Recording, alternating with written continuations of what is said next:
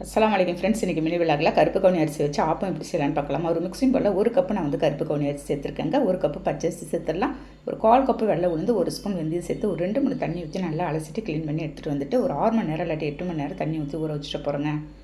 உங்கள் ரைஸ் உங்கள் கருப்பு கவுனி ரைஸ் ஊறுறது கொஞ்சம் நேரம் எடுக்கும். அதனால் ஒரு 8 மணி நேரம் நீங்கள் ஊற வச்சு எடுத்துக்கோங்க. பாருங்கள், நல்லா ஊறினதும் நான் ஒரு 2 பேட்சாக மிக்ஸி ஜாரில் போட்டு நல்லா நைஸாக அரைச்சி எடுத்துகிட்டு வந்துடுறேன். நான் இந்த ரைஸில் அவ்வளோ ஒரு ஏராளமான சத்துக்கள் இருக்குதுங்க. நார் சத்து இருக்குது. நமக்கு இதயத்தை பாதுகாக்கும். உங்களுக்கு கல்லீரலில் இருக்கிற நமக்கு நச்சுக்கள் எல்லாத்தையும் வெளியே எடுத்துகிட்டு வருங்க. தோல் அலர்ச்சி கூட சரி பண்ணும். எல்லாத்தையும் நல்லா நைஸாக அரைச்சிட்டு வந்துட்டு கொஞ்சமாக உப்பு போட்டு எல்லாத்தையும் மிக்ஸ் பண்ணி வச்சுட்டேன். நான் மறுநாள் காலையில் தாங்க பார்த்துருக்கேன். நான் நல்லா புளிச்சு வந்திருக்கும். இதை எடுத்து கொஞ்சமாக ஒரு மிக்சிங் பவுலில் எடுத்துக்கிறேங்க.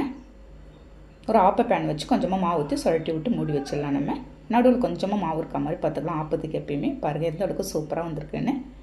இதோட ஒரு நாட்டு சக்கரை போட்ட தேங்காய் பால் ரெடி பண்ணியிருக்கேன். ஓகே, நீங்கள் ரெடி பண்ணி பார்த்துட்டு எனக்கு கண்டிப்பாக கமெண்ட் பண்ணுங்கள். நெக்ஸ்ட் வீடியோவில் பார்க்கலாம்.